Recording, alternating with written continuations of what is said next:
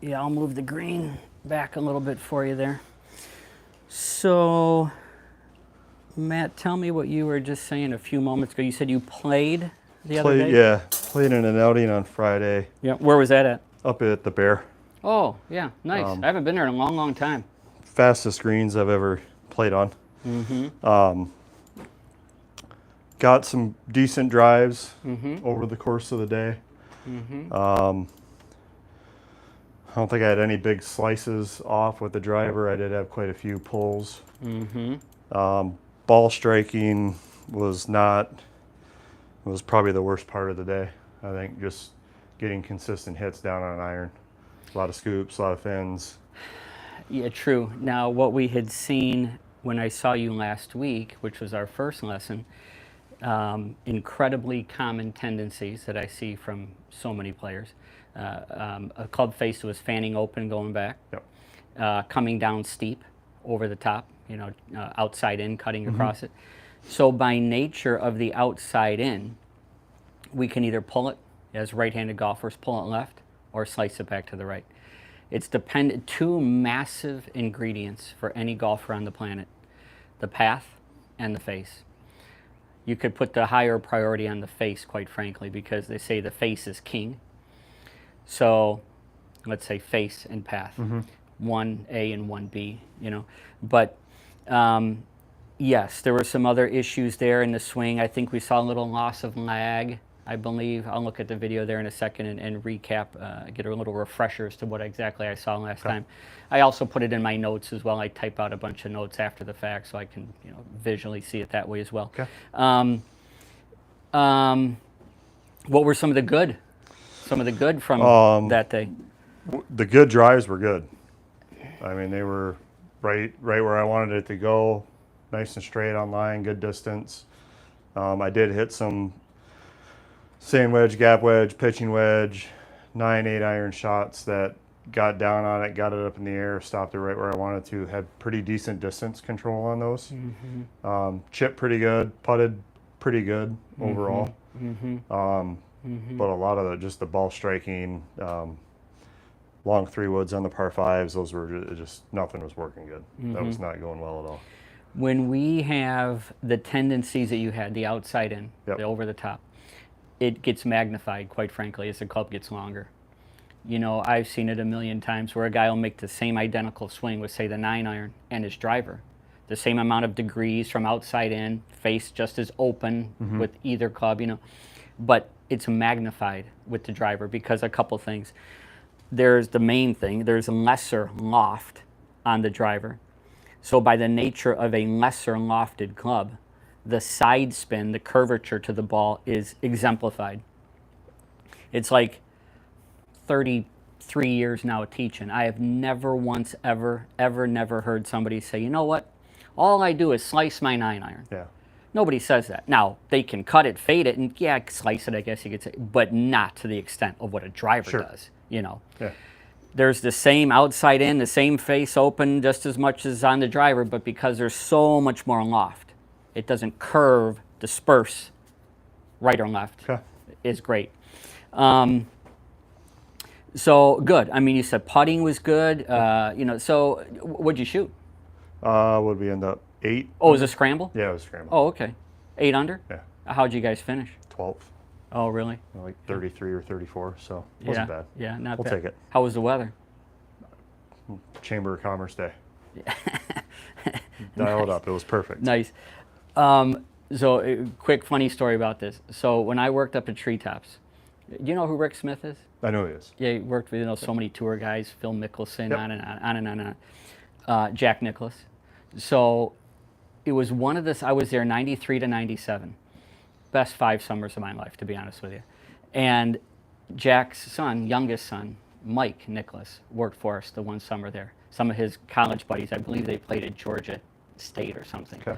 So, and Rick was helping those guys, with their swings and stuff, and then working with us there.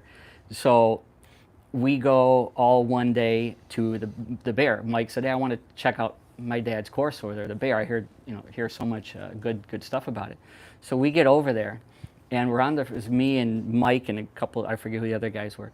So we're on the first tee there. The starter comes up and he's like, here's the pin, the number 2 or whatever the pin sheet today, pin placements, given the scorecard and pencil and all that. And so he goes,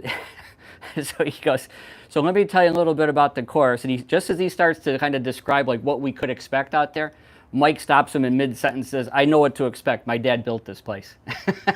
And the starter's face, the look was like, he was totally stunned.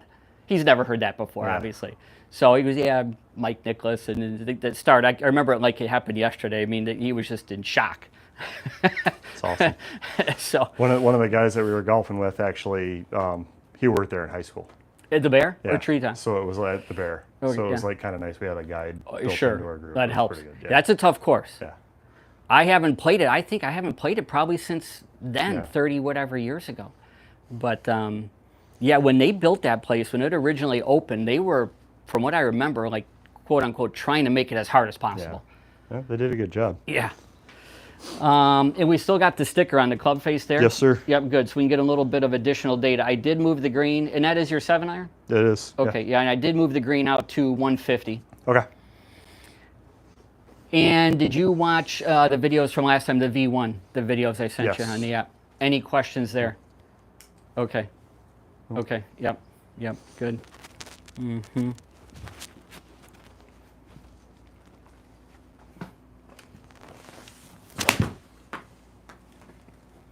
And as you're over the ball, I mention this to pretty much every student every time. Anything that you're thinking about or focused on or trying to do? I don't want to say a long takeaway, but not a straight back, kind of a longish takeaway. Arm straight, and like a weight on the left foot coming through.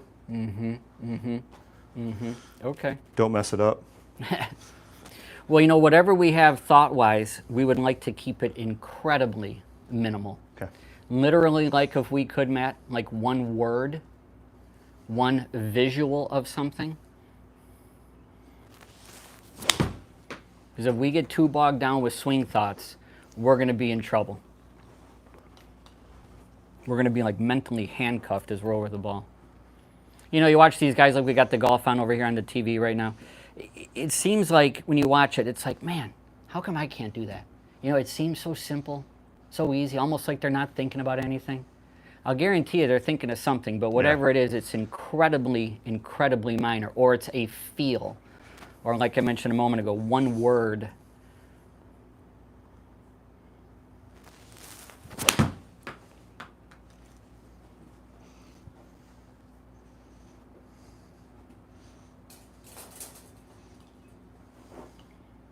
We'll do a couple more, get you a little more loose there, and then we'll take a quick peek at the data with the numbers, and then we'll start working on a few things here.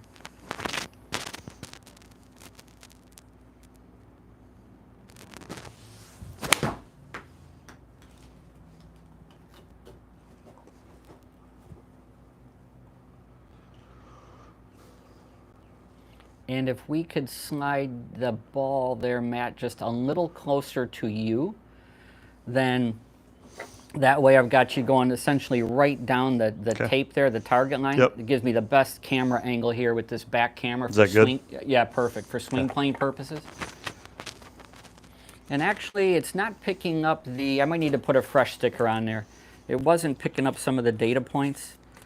Let me take a quick peek at this here. It's a little bit.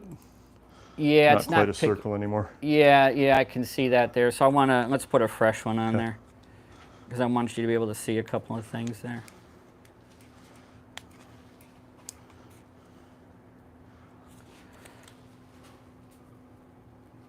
Yeah, thanks. So when are you playing next? Saturday. Nice. Where at? At Boulder Point. Yeah, I like that place. They got an outing that we're going into. Yeah, I haven't played there in a couple of years, but it's always in nice shape, and Yeah. it's a nice layout. What's the outing? Who's 42 strong. I've heard of that. What is that? From the Oxford kids. Oh, yeah. Yeah. They've been doing it 3 or 4 years now. Oh, wow. Yep. That didn't come off very good. It should have picked up the data there. We'll take a peek. The additional data points. Yeah, got that there. Okay, good. I'll explain to you in a minute which data points I'm specifically looking at. It was off the hosel. It was not smooth.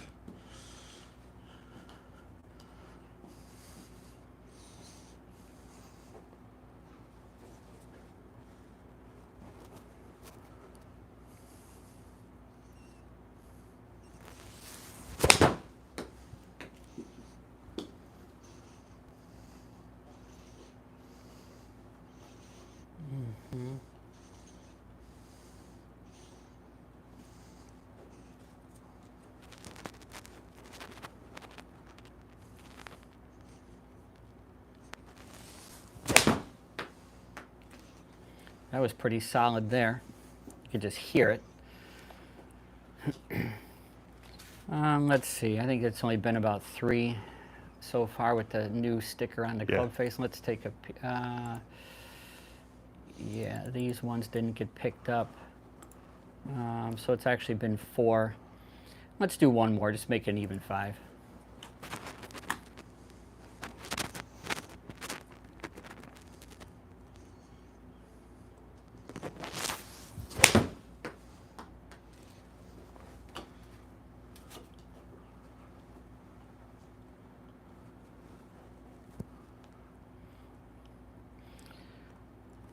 So if we look at the data there, so on the simulator screen right there, so now we have 5 shots with that little metallic sticker on the face.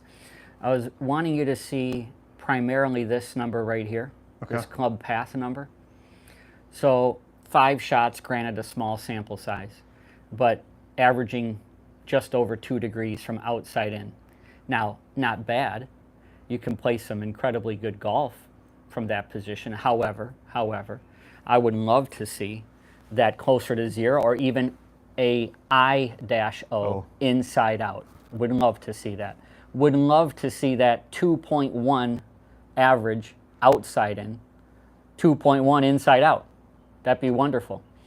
So we're going to be working on that here today. So now what I'm seeing actually today, and we're going to look at the V1, look at the video in a second. For whatever reason, you are taking the club more to the inside or under the shaft plane on the way back, as opposed to last week. Now, I'll be honest, I don't know why you're doing it, but you are doing that more so today. And the more we pull the club under the plane, swing it back flatter, however you want to phrase it or describe it, with that club face that is still opening on the way back, those ingredients are usually leading to then an over-the-top outside in coming down. We would need to better the plane or the shape of the backswing, the takeaway, to encourage then a better chance and opportunity for a better downswing.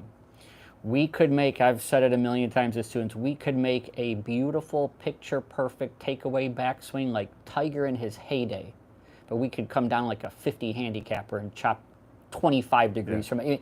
So yes, the backswing is important, but of a higher importance obviously would be the downswing. So the ball is simply reacting to what's happening, quite frankly, on the way down. Now, again, let's not discredit the backswing because that is of an importance, of course, and we're going to work on that.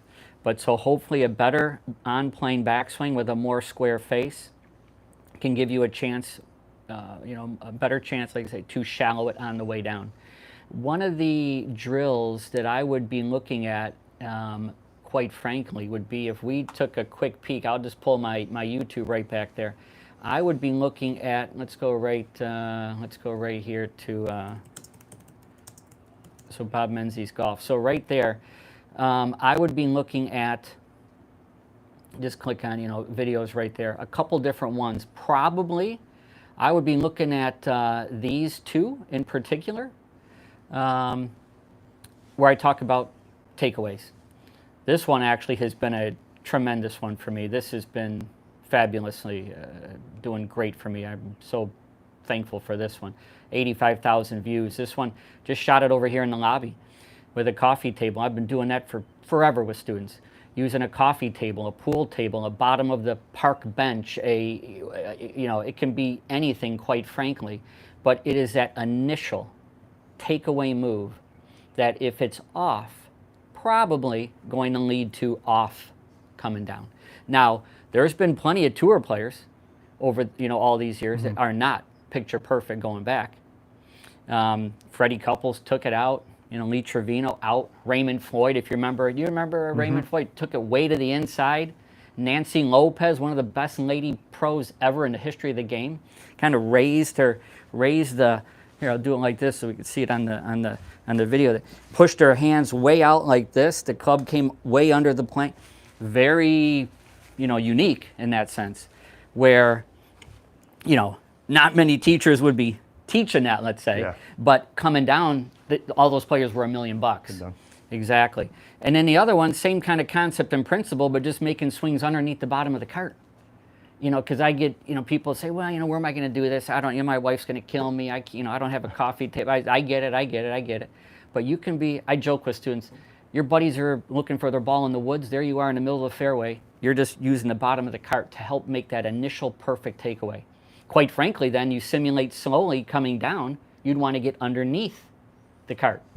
Exactly, because coming down right now, you're smashing into the roof, maybe the seat. I mean, what is the premise of that? You're following the... Correct. Okay.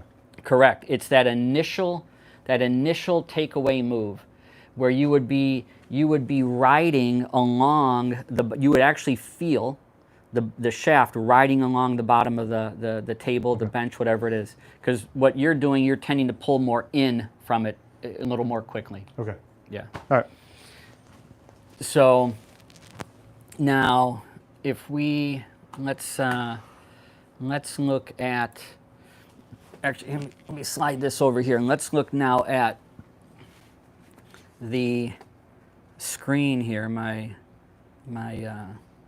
The V1 here. So I'll put this like this so people can get an idea of this here. So let's see if we can get that still and stable right there. So yeah, there we go. So let's take a look. This was last time right over here with the orange shirt last week. Yep. Here was obviously just a few minutes ago. So I got a couple swings for you. Your grip was quite nice. Your width of stance was good. You did have, we talked about this, we got a little picky with this. You had the ball with that 7-iron a little back in the stance. Yep.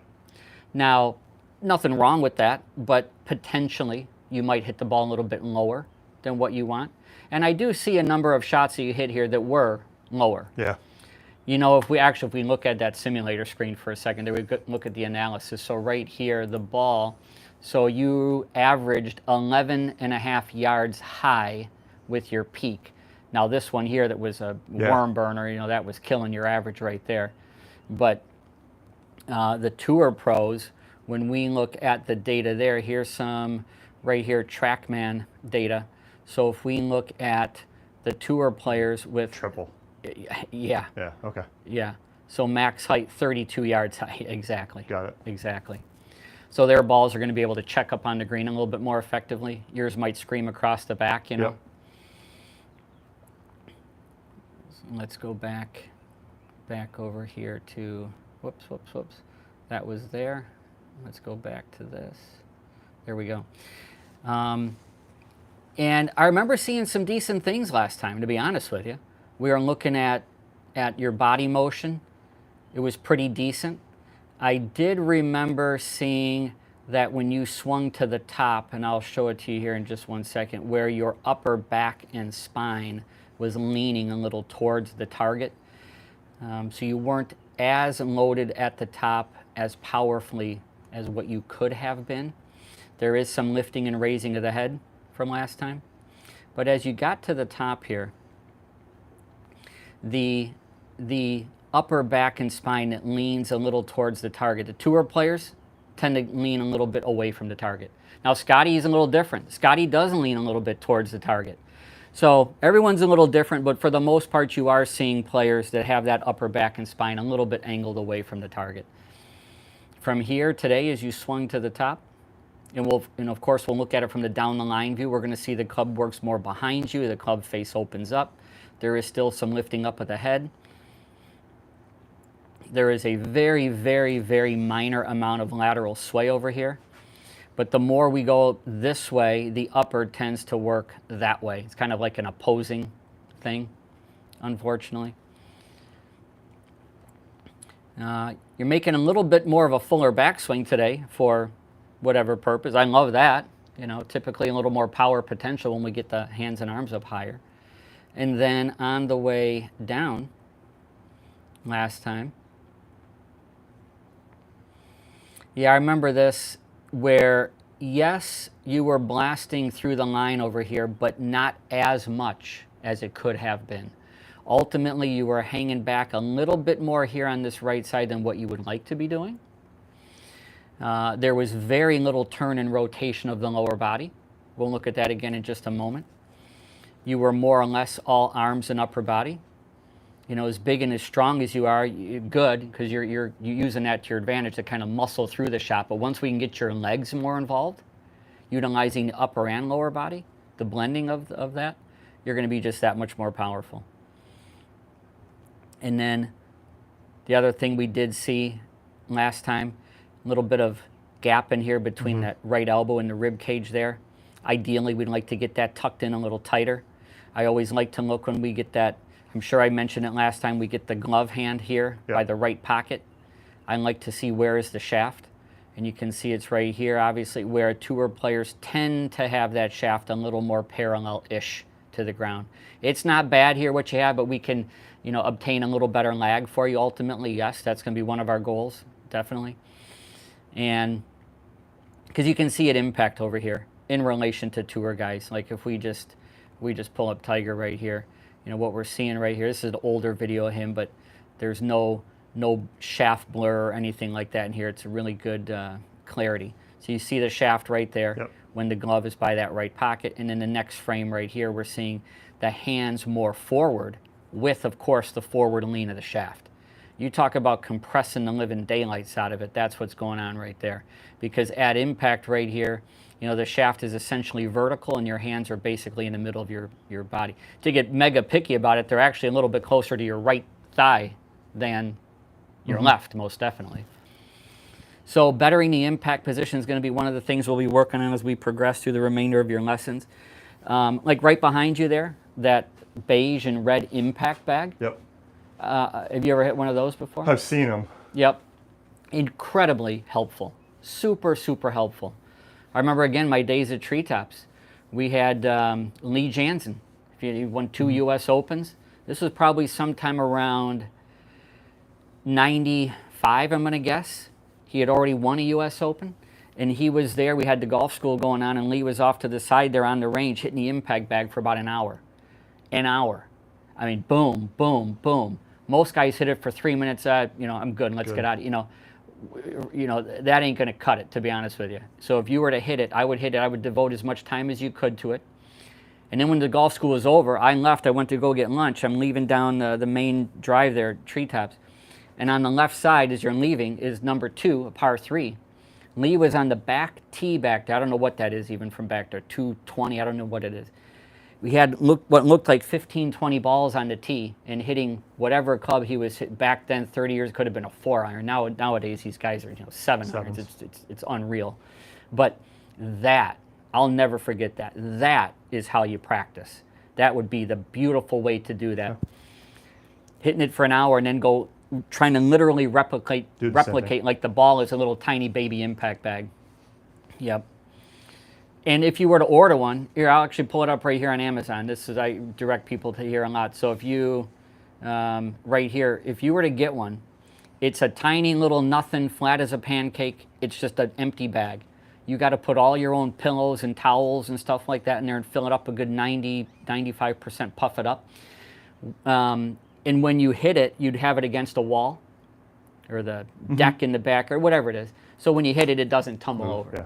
And when you do hit it, I tell everybody you never ever want to hit it full blast. It's not a how hard can I kill this thing and win a teddy bear Smoke your club. at Cedar Point. No. Yeah, exactly. So 50% is plenty, Okay. and you're just literally trying to get into that perfect impact position.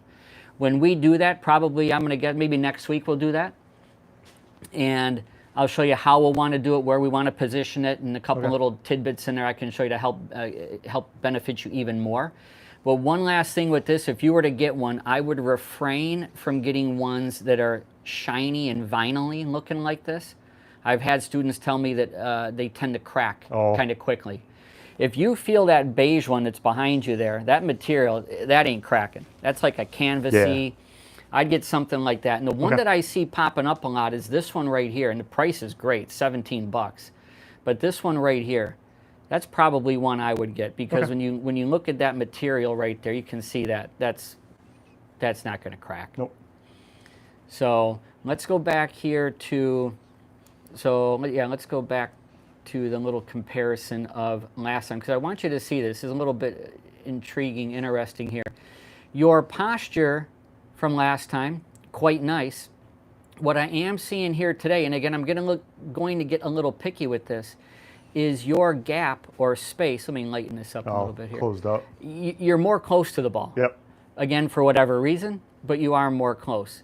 This gap in here, and what I loosely term that or call that in there, is for a mid iron, like say you're 7-iron, 5-iron, something like that. I would be referring to that as something that's roughly like, say, a softball gap, roughly. Right now you've got something that's perhaps about a golf ball gap in there. Now over there, and last time you had about a tennis ball, so you just want a little bit of breathing room in there, a little more than what you have today. So, and when we get close to it, too close, that can affect the plane, the shape of the swing. But other than that, I mean, you're setting up beautifully. You look like a tour pro. You really do.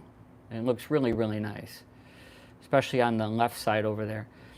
Today, like we just said, it's just a little too close to the ball. But as you worked it back last time, what we saw is the club is riding right above that shaft plane right there. Quite nice. Now, the club face was getting a little bit on the open side. So open, about halfway back, open right there, that leading edge of the face in relation to your lower back and spine right there, it is open. So let me close the door so we don't get any disruptions. Now over here, as you're working it back, see the club coming, not a ton, barely, to be honest with you, but it is coming a little bit more under the plane. I would certainly say a little bit of that is influenced by your posture. You even mentioned when you were warming up, you said something, I forget your exact words, I apologize, but something about taking it back. Yeah. And remind me, what did you say about that? Kind of like a long takeaway. So a little straighter back, if you will? Yeah. Okay. Yeah, we would like to have a little bit of that. And we're going to work on that actually in a few minutes here. This blue noodle here that's in front of my desk, this is just an alignment rod. I just put the noodle on it just to make it a little more visually blatant. We're going to work on that to help two things, the backswing plane and the downswing plane.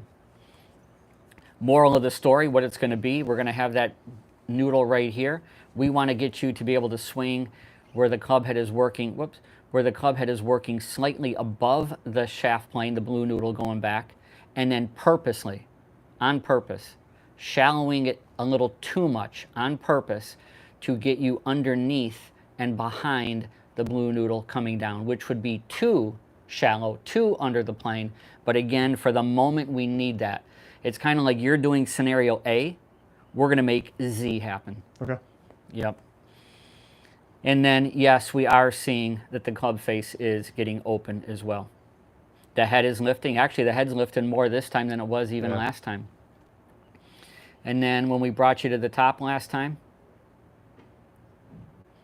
there was a little bit more of a lifting that was occurring here. It really wasn't a true distinct hinge of the wrist, more of a lift.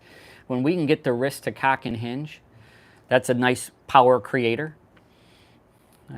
Here on the right side today, yeah, same kind of thing, just kind of lifting to the top. And then at the top up here, As on the left side, as you came down last week, you can see the shaft was more or less covered by the shoulder plane. So it was coming down, higher out of your shoulder, as opposed to when we saw those pros, we did the comparisons. Primarily, they're coming right out of here, like out of their bicep area, more or less splitting the difference between those two planes, kind of like 50-50 there. Right in the heart of the pizza slice in here, as I've coined it for 30 years. Did I mention about the other video, the questioning your swing? Did I mention that one to you on my? I don't remember. Right here. I'd watch this one as well. This is going to be great for you right here. Shallow like this with the question marks right there. Something I've been describing for students for 30 years. Something I saw when I was a kid, and I'll show it to you right here. I'll describe it to you right here. Well, I'll pull Jordan Spieth up and I'll show you exactly what I mean. But as you came down today, yes, you're more in the pizza slice, if you will, but it is still a little bit, it's not as shallow as it could be. It's not coming high out of your shoulder. It's not covered by the shoulder plane like it was on the left side. At least you shallowed it a little bit better, but it still could be more. That's more like out of your armpit almost. And as you get closer and closer to impact, if I put a thin little line here, as you get closer and closer to impact, see how that shaft is pitching forward a little bit this way? Mm-hmm. Yep. And then ultimately that club gets out in front of your chest, like what we're seeing over here, too far ultimately over the top of the plane. Literally no shift, turn, or rotation of the lower body. All arms over the top of the plane. And then we saw on average 2 degrees, not a ton, but 2 degrees from outside in. I would love to see that 2 degrees inside out, because you can clearly see that club face there is on the outside of the target line. And it's like we might have joked about it last week. When I see students right here in this impact position, it's like if I just walked in here and turned on the monitor, I'd say, oh, there's Matt, he's getting ready to hit a ball. Little do I know that's your impact. Yeah. So how much different it is compared to those guys. So what I mean is this, and in that video I give a lot of good examples, but so if we put those plane lines here real quick like this, so again, shaft plane, shoulder plane. So as we get these guys up here to the top, beautiful backswing, riding right above that shaft plane, beautiful hinge of the wrist, set beautifully at the top, hands on the shoulder plane. I'm going to put this little tracer, these little dots on the club head right there. As he starts coming down, that club is moving, quote unquote, behind him. And as we put a couple more of these little tracer dots here, because what it is, Matt, it's a little play on words. If I was to say to you, hey, Matt, do you question your swing? What would your response be? Yes. And everybody says that. Everybody says that. So, but like I say, it's my little play on words, because if we take him here and now flip him as a lefty, here is what I always say, a little semblance of a question mark. Now, I don't mean a literal question mark this, but I'm talking about that meat here of this loop, this hook right here. We absolutely need more of that. So now if we go back here to address, let's put the plane lines, and we'll put little tracer dots for you there. So let's go right up here to the top. So there you are right there. Let's put the little dot here. And as you start coming down, you're trying. You can see how it's working, quote unquote, behind you there. You're trying more so than last week. But notice already your loop, your question mark, your hook, if you will, is much, much less. And as we flip this as a lefty here, let's go like this. See that? Yeah. So you had the idea of it, but it just wasn't enough. Notice that question mark per se, not anywhere as big as Jordan's or what those tour guys tend to be. So that is, again, something I saw when I was like 10 years old. I saw it on TV, and I remember, and it was like CBS or something, and I don't remember who it was or what it was, but it was somebody as a lefty.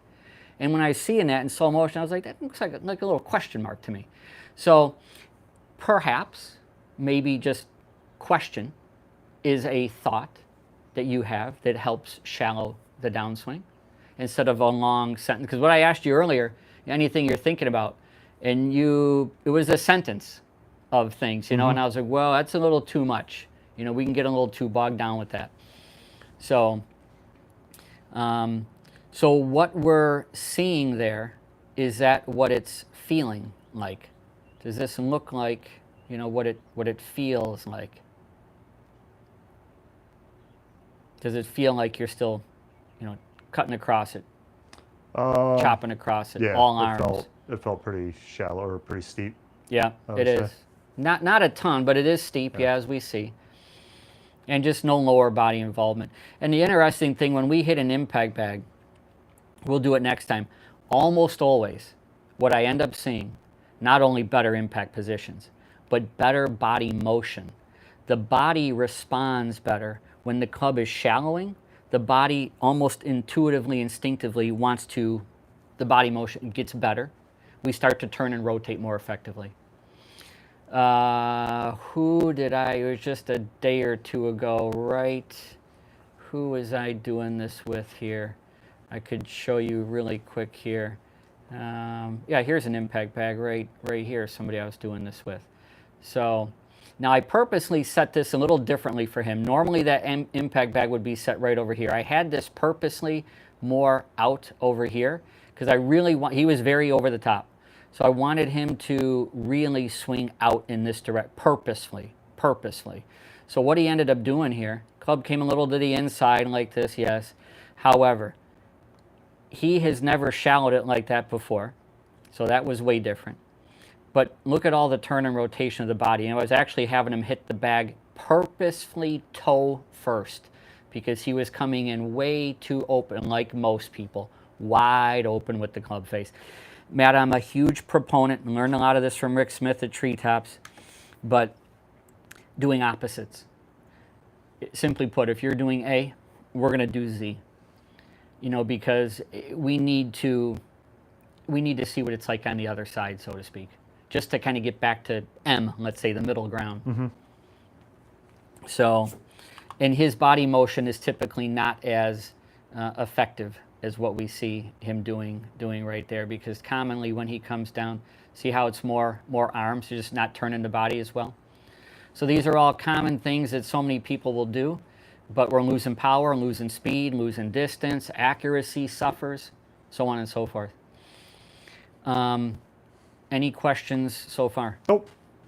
All right, let's do this. I'm going to use the blue noodle. Do you have any alignment rods? No. You know, like in my tons of noodles. Yeah, well, yeah, with your new pool, yeah. Sure. See those alignment rods? Those, yep. Yeah, the snowplow guy sticks. You know, they get them at Lowe's or Home Depot. A couple bucks. Now it's the middle of summer. I don't know if they have them there right now. Maybe in the gardening area or something. But wintertime they got a gazillion of them. So, in the summertime, you could, you know, especially on a grass range, you just angle that stick. I'll show you. We'll angle it in the ground so that it's in the same plane or angle as the club you're using. And I'll show you exactly how we'll set it up, and this will highly, highly benefit you in both areas, backswing and downswing. Now, if it's, say, in the garage or the basement, or it's somewhere where you can't stick the club, or stick the stick in the ground, then what we would want to do is, and there's many different ways that you can do it. I have used the range bucket. This is incredibly common. Incredibly common. So you'd have this, you know, on the ground here. Just finagle it in there any way you need to. You know, angle it however you got to do it. I had a guy tell me one time, that was about 4 years ago. I forget his name. I said, "Hey, Joe, did you do the rod drill?" And he goes, "Yeah." He goes, "I did it in the basement." He goes, "My wife has a gazillion potted plants down there. I just stuck it in the mud of the plant." I said, "Hey, whatever it takes. Perfect. Just be creative, you know." So that would be the easiest way with the range bucket. Yeah. I actually am going to post another video in a couple of days. It's going to be my 3 all-time best, favorite, easiest, how to stop slicing, anti-over-the-top drills, and this is one of them. Okay. Yep. So, all right, go ahead and let's jump into your spot there. So we're going to want to get you a little more breathing room from the end of the grip to your body. How did did you try any with the last time with the swing donuts? Yep. So you got a couple of those? I think it helped. I mean, it definitely helps with the kind of the coming down. It can. Yeah. So here, just to recap that, so we can show any of the viewers. So 2 swing donuts, get them on Amazon. These are literally just to get loose with. You would never hit balls with this. So what I was helping Matt with last time, and actually, simulator just kind of wigged out. There we go. So what I was helping him with, and we'll put 2 on there. Put 2. So 1, you're going to really feel it with 1. You put 2 on there, and I always say it feels like you got a sledgehammer in your hands. Now, it's going to be heavier, so the speed's going to be a little slower.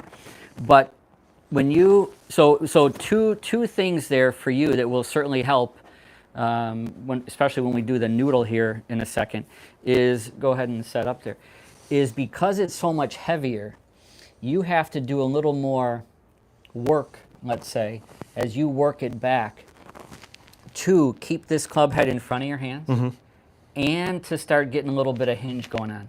Because as I mentioned in that's one of my other videos too, is the swing donut ones to help with speed, to help get loose, to create more speed. But with the weight of this, yes, by nature of that, because it's heavier, we want to swing it back flatter.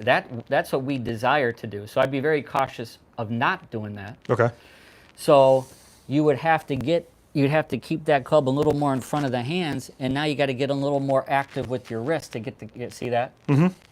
But as you work to the top, now because of the weight, it's going to feel, kind of let gravity take over, if you will, and feel this. Now this is a little extreme here. This is very shallow, but it sure as heck isn't going this way. Yeah. You know, and it's, you just really feel the heaviness to that. So again, it's opposites. That was a little extreme, but we're just trying to do some of the opposite. That club did get pulled to the inside a little bit, so I almost feel like the club head is almost working towards me. Let's try that again. So you can feel like as you do that, the club head, see me right here, Matt? Yeah, there you go. Yep, let's try. That was a little better. I would have just a little sooner hinge going back, though, a little sooner hinge. So that club head feels like it's towards, yes, that was different. That was different. So anyway, that was just to show people a little recap of last time. Yeah. Yep. So now with the noodle, and again, all it is an alignment rod here. Yep. My dad and I made this gizmo here. We can tweak the angle of it. Very, very simple. So go ahead, we'll set up to a ball. So how I want to position, let me put this back in live mode here for the V1. So we want to get kind of picky with how we set this up. So go ahead and set up to the ball there. So the first thing we'd want to do is we want to make sure it's not too close. So as you go ahead and we're going to make a little backswing here. So as you can see, I've got this far enough away. You're not going to hit it. But let's go back to address. So from right there, let's see if I need to tweak this a little bit. Notice if you just glance at the TV there. Yep. So notice how I've got the noodle now that's literally covering your club shaft. Yep. I would absolutely make sure that is the case. Okay. Again, there's people ask me, I know we talked about it a moment ago, but people ask me all the time, what's this angle? It doesn't really matter. It's just whatever club you have, that's the angle you want. Okay. Whether this is 45 degrees, 52 degrees, whatever it is. Now there are some, they sell products that have, it's like a little disc, a base that has like 52, 48. Yeah. It's whatever one you need. Okay. Yeah, it's whatever one you need. But so that is of high importance, having this in the same angle. So go ahead and let's get you set there. What we'll do, we'll make a few practice swings. I'll just kick this out of the way here. So you do have a little more space there, so that looks good. I've got this noodle covering the shaft. That's perfect. And you can watch it, whether on the TV or physically turn your head and eyes back here to actually look at the noodle. But as you work it back from here to here, this initial move right in here, you are literally riding underneath the coffee table. That video, that one that I posted, has gotten tons of views. The other one underneath the bottom of the cart. It's the same thing. Now, with that drill, what we do with this, actually, if you lighten your grip for a second, what we do is I flip it like this. Because if you were to swing back like this, you're going to get stuck underneath the, yeah. So Gotcha. you just flip it like this. Yeah. So, but with this, as you work it back from here to here, you can see that you're keeping that club head, quote unquote, in front of your hands. Mm-hmm. Beautiful. The face is square.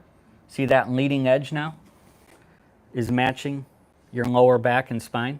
I know you kind of popped out of your spine a little bit, but good.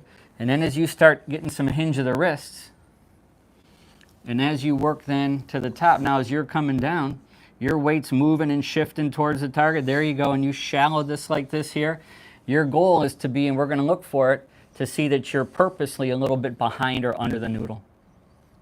See that? On the whole downswing, or just when you get right well, there? well, as you're coming down, you'd be behind it, yes. Okay. Yeah, because we know you get to the top, and you get to the top, and then you start to pitch forward this way a little bit.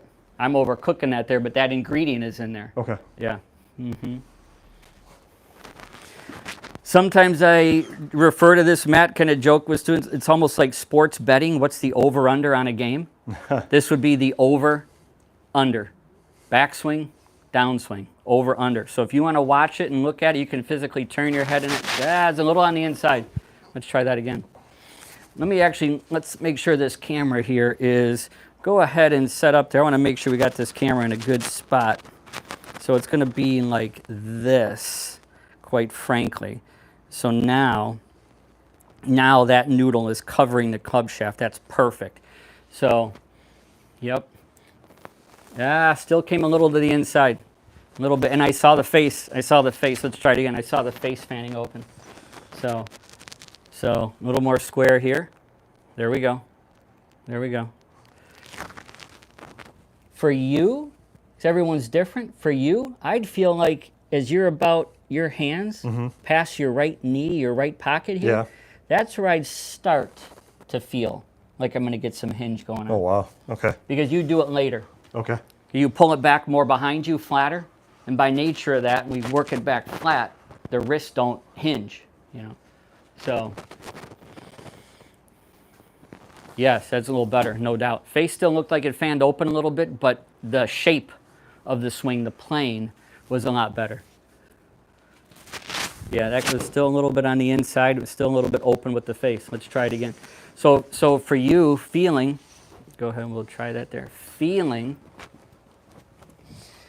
like the face is almost closing down. Now that's extreme. Yeah.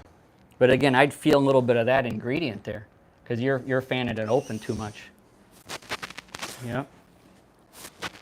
With some hinge of the wrists. Yep. That was a fabulous backswing, but coming down it was this way. Over. Yep. So it's working back slightly over. Nope. That was kind of just a hair under it. Better. But that was still over coming down. Still over coming down.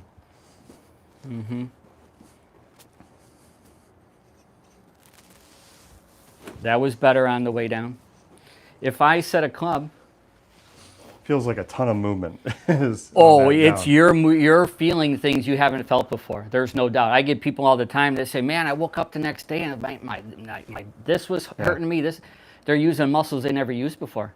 It's a completely different move. It's a total different shape. Even that last one, swing. was that anywhere near It enough? was. That was your best downswing yet. Okay. You swung more. Actually, if you stand right back, well, maybe right over here so the camera, we're not blocking the camera.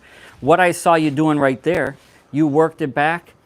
It was decent in here. Could be a little more hands in, club head out feeling. With the face, this is obviously dead shut, but more of that feel compared to getting the face fanning open and underneath it. You're doing more of that. Then you get up here like this, and as you come down, today, it was pretty decent with this initial move, but then that shaft started to pitch forward. There was no shifting, or very little, off this right side. All arms and upper body, and you just swung left. Now what I saw a second ago, you worked back. This is decent here. Could have been a little more technically, you know, fundamentally sound. But as you came down, you shallowed it more, and you absolutely came from the inside, and you swung more out to the right. Out to the right, comma, I always say, comma, with release, the closing of the face. We could make this shape like Tiger in his heyday. I say that a lot, just throwing out the greatest possible example we could mention. We might do this impeccably well, phenomenally well. But if we come through and the face is open, it's kind of all for naught. Yeah. We're going to lose 15 balls in the woods next time we play, even though, my God, what a beautiful swing. So the face, now the body turning and rotating is helping to square the face, but we do need to feel a little bit of that in the hands, wrists, forearms, a little bit of the closing of the face, no doubt. No doubt, especially if we're looking to hit it, you know, a little draw. Yeah. We need the face closing. So this, the target line right here, extension of the target line here, as you're making your swing, I kind of call this from here, the good zone, let's say. Okay. Here, the bad zone, you could almost say. So when you swing through, I would feel like, and again, it may be a little overcooked for the moment, but we need some of that ingredient because you haven't felt this before, as far as the literal inside, literal out. See the shaft, the shadow over there? I mean, I'm pointed to the right, yes. Okay. That's a little exaggerated, but more of that ingredient. I can't say that enough. Got it. Let's try this again. And I'm going to put this shaft on the ground as a visual for you. Could certainly be an alignment rod. Something like this here. Oh, I got you. Roughly like a 45-degree angle. So that when you work back, you got this beautiful backswing here. This is tremendous. You're hinging your wrists. You're up here to the top. Really good. But then coming down as you shallow it, you're essentially trying to get this, your shaft, this face a little more square.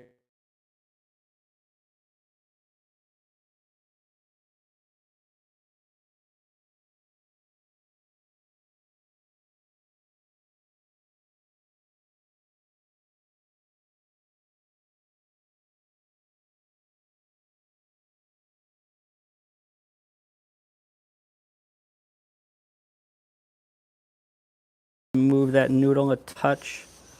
No, it's pretty good there. Yeah, it came a little bit on the inside. On that one? Yeah, on the backswing. Could you feel that? Yeah. It was a little flat. Same thing with that one. It's a little on the flatter side. If you stay right there, and we'll get you just a little more squared up. This is a little overcooked, but I would feel a little bit of this. Oh, I got you. Feel that? Yeah. Almost like you're handcuffed there. It's like, well, now what am I going to do? Well, from here, when the hands were so in, the club head was so out, literally the only thing I can do from here is start to get some hinge. See that?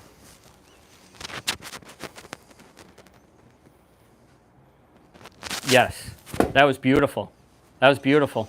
That was beautiful. What that looked like, go ahead and set up again there. What that looked like, it was like the butt end of the grip was moving almost like you were going to brush your pocket right there as you kept the club head out. This is extreme. You feel that? That's a lot different than doing this and fanning the face open. Yeah. Yeah. That cue I like. That I can. That was a little the old right there. So it's almost like that butt end's going to brush the pocket, keep the club head out in front of you, above the noodle, Yep, there you go.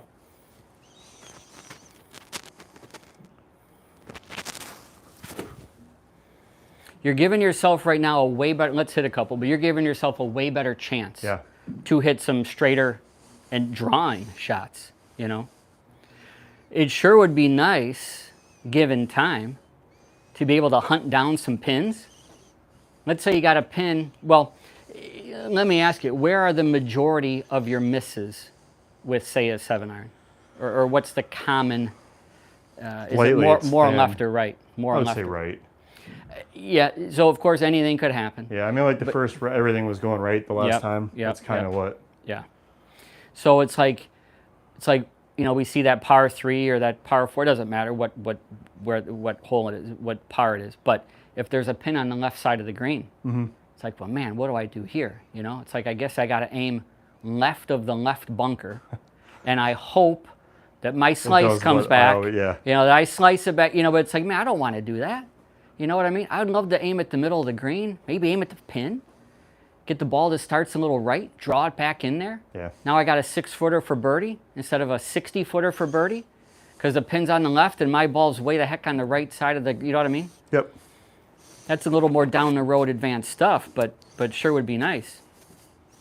So let's see whatever we need to do here to see that club path number on the bottom left down over there where your head is, your shadow. See, it says 1.8 outside in. Yep.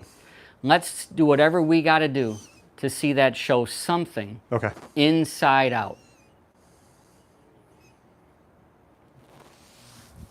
Ah, that was different. Now you just left the face open. Yeah. That's a prime example of a better swing, but the face wasn't so hot. If that face was more square, Matt, that would have been one of the best 7-irons of your life. And look at the number, 3.6 inside out. Beautiful. You've never done that before. Nope. With a little more release, closure of the face through the hitting zone. Like that. I pulled that just a little bit. Yeah. The ball went left on us, but I think he came across it a little bit.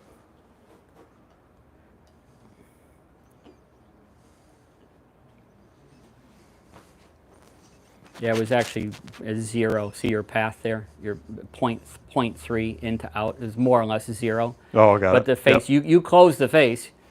You close the face. We'd just love to be able to start. If I put the cursor on the screen here, see this little building, whatever this is back here? If we start it somewhere over in here, and then draw it back onto the target, that would be utterly amazing.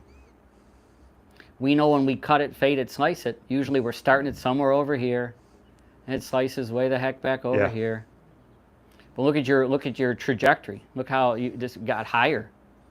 Remember we were talking about that earlier? Yeah, where's that at? So yeah, you were averaging, what was it, 11? 15, yeah. And now these last couple, I mean, well, here's one that was 30. Yeah. So you're getting, that's improving. Was that the second to last? Yeah, that was the second to last shot, right? Yeah. So right where this cursor is, let's see if we can start the ball a little over here and draw it back. So you're making your good swings with the noodle, over, under.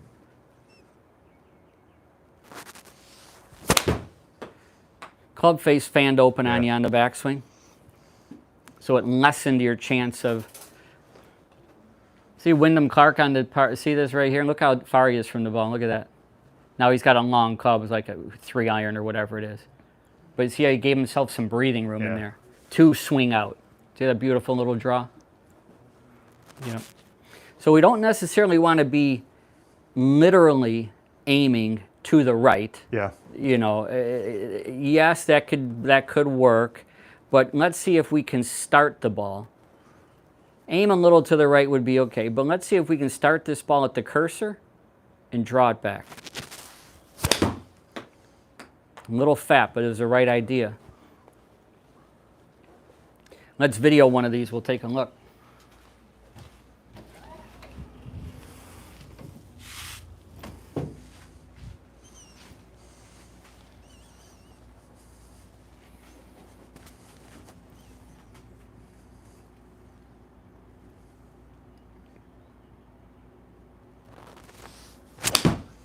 Boy, what a nice swing, Matt. What a nice swing. That's a lot different than an hour ago, I'll tell you that much. That one felt really good. It sounded amazing.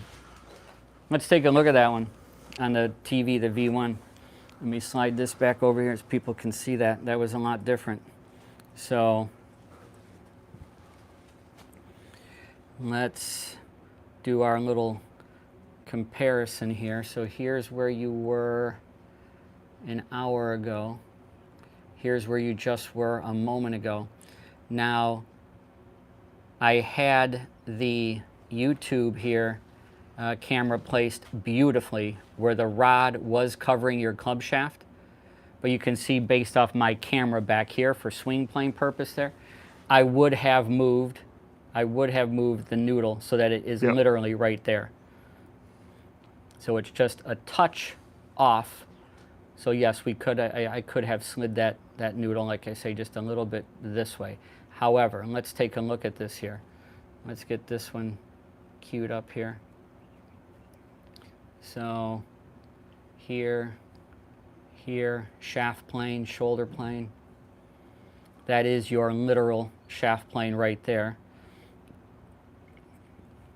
So now, left side of the screen, actually let me lighten this up just a little bit. Left side of the screen. I'm getting mega picky with this, Matt. But see how the club's getting behind your hands there? Mm-hmm. And the face is fanning open? Watch this. So we start playing this back right here. I know the camera, my phone there is, kind of in the way for the YouTube video there, but look at where the club is. See it right there? See how you're right, whoops, see it right there? So you're riding just above the noodle. That's tremendous. The rod. Pretty good to this point. There's the club head. I know it's a little hard to see right there. It is a touch in front of your hands. Quite nice. A little hard to see the squareness of the club face there. It does look like it's fanning a little open to me right there. Fanning a little open.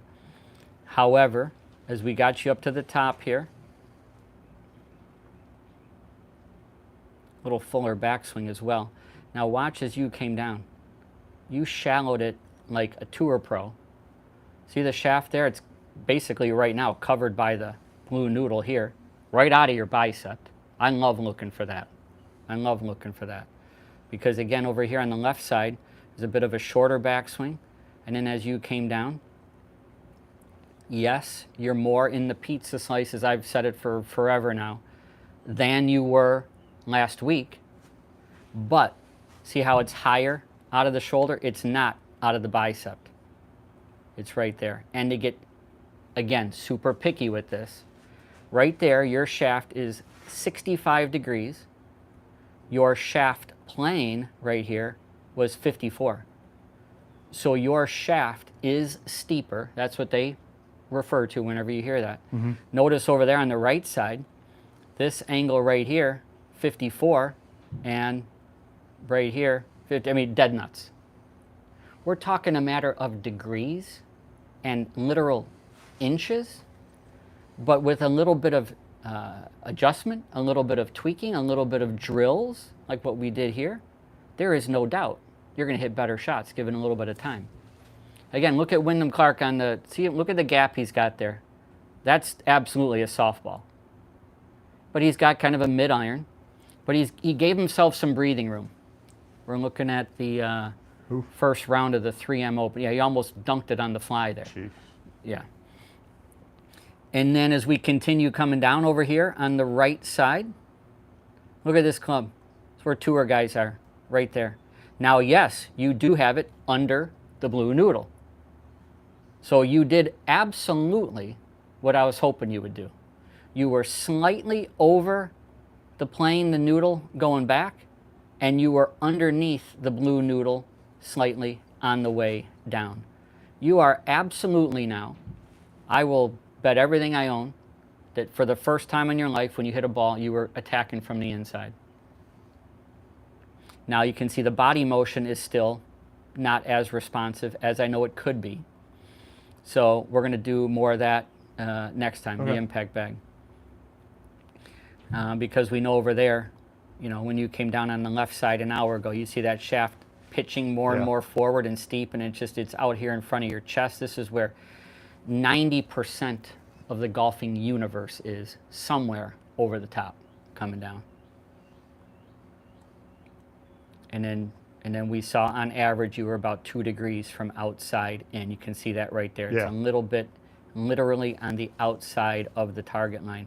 This one over here on the right side, you can see that club head right there. It is attacking. I would safely bet this was, well, This was, see it on the TV, right? I'm sorry, the 5 degrees inside out.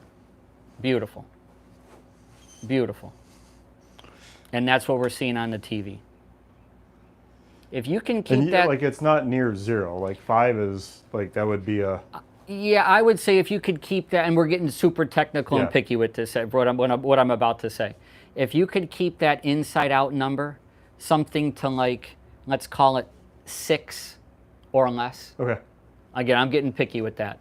But, and assuming that face is pretty square, you're going to hit all kinds of good shots. Okay.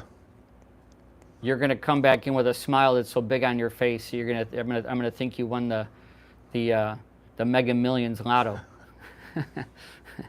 So, but yeah, you can see at impact, both of them are just, you know, not a lot of turn of the body. Yeah.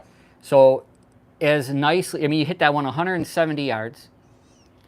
Once we get the legs more involved, you're going to hit even further.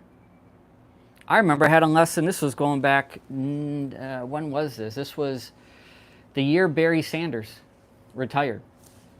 I think that was 99, I think. Somewhere around there, might have been before that. When did he retire? I'm going to look it up right here. Got it here on Wikipedia. So, tell you the interesting story about 98. 98. So it was the summer of 98. Do you know Mulligan's is it's right across, well, it's been out of business for years now. Right across from Top Golf over there in Auburn Hills. That was a great spot. I was there 13 years. That was wonderful. It was a triple-decker dome. The balls were automated, popped out of the ground. Yep. We had the outdoor grass and bunker and putting. I mean, it was a great facility. When the economy crashed and all that in 08 and 09, they went through a bunch of problems, and then they came back. But yeah, it's too bad they're no longer around. I love that place. So Barry was over there, and he was pretty new to golf. And so I saw him over there, and so I introduced myself, and I was, you know, a big fan of sports radio, like AM 1130, if you remember that, back in Stoney and Wojo. It was a while. Yeah. So everybody's talking about Barry, and is he coming back? Is he coming back? On the sports talk radio. So I introduced myself, and I saw him hitting balls. If I can jump in here for a moment, I'll show you what I saw. He was literally making swings where he was doing this, and then it was kind of a delayed reaction. After. Yeah, and there were no legs. So I remember, it's like it happened 2 weeks ago. I said, Barry, nice to meet you and stuff. And I said, you got the best legs in the world. Don't stop using them for golf. So I had him hit the impact bag. We did that for like 5 minutes. And just a little bit of that, he got more in sync, got the legs more involved, and started to, you know, things got more synced up. He was pushing off his right side. So, and I asked him, I said, so are you coming back? He goes, I'm done. I'm done. He says, I'm healthy, I'm done. I heard it right from him. So I was driving, leaving, going home, and I'm listening to the sports radio. Everybody's calling, yeah, he's coming back, he's coming back. I know he's coming back. But I heard it right from him. So it's a funny little story. But yeah, body motion. Okay. We need to get that in. You are like, as I describe it as well, you're like a baseball pitcher that's winding up quite nice, but you're throwing it like this. Almost getting, like, I think the thought is, especially with that coming in under, it's almost so noisy. It's like, how many parts do you got to move at one time to keep it all in sync? It's like, I almost don't feel like I have the coordination. Oh, you absolutely You know what I mean? do. No, but that's like you absolutely do. Just trying to keep it quiet and simple, I think is what I've been just doing. what you did right there. What you just, I mean, I know it wasn't hitting a ball, but you just did that right there. You moved, you shifted. All right. You know, so a lot of different ways to help encourage that. But there's no doubt you can do it. You've ingrained not using your body. I think that's what it is. It's like get the simplest, quietest thing that gets the ball from A to B. It's what I've been doing. What do like you? the quietest swing, least amount of moving parts. Yeah. Well, that can be detrimental. It says least amount of moving parts would almost be kind of say just arms and upper body. You know, I'm limiting movement, but we want Yep. the movement. Again, you're the pitcher that's going here like this, and you're throwing it like that. Got it. Now, you can throw it, but you're not going to strike anybody out. Okay. Yeah. Cool. All right, pretty good with all this? Yeah, I am. All right, very good. Let me give you your club back. So, yeah, that's, I knew you were going to do, the noodle helps everybody, the rod.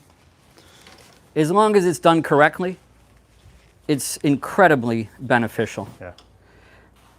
Quite frankly, and I say it like this to students all the time, I would not, if you can, I would not hit balls unless I had something there, the drill, in this case, the rod, the noodle, whatever you want to call it, just so you can max out your practice time with doing something properly. Okay. You know, it's one thing to hit balls, yeah, but are we doing anything? Yeah. Are we working on something? If I just hit balls for the sake of hitting balls, that's, you know. And I would always, it's something, I'm going to make a video about this soon too. Aiming. As simple as that may seem, we're all guilty of it, or a lot of people actually, a lot of, not these guys, but where people aren't aiming at something. Like on the range, they're warming up before the league or whatever, and they're just hitting ball. Yeah. But where's that ball, in relation to what? Where did that ball go? Yeah. Because it's the second we step on the first tee, we're aiming, or we should be. Should be. So we should be aiming on the range too. Yeah. And if you're on the range and you're finding, okay, for whatever reason, I'm kind of overcooking some draws today. Okay, I'm going to go and I'm going to kind of play that today. Maybe the next day you go hit balls on the range and everything's kind of cut and fading a little bit. Okay. That's kind of, you can kind of go with it. Instead of going onto the course in 5 minutes and trying to fight that and try to, you know what I mean? Harder to do it on the course. Easier to work on it on the range, obviously. Figure it out. Yeah. So. Cool. All right, very good. Good to see you again. You too. Thank you. We'll end this here, and I'll grab that little microphone from you.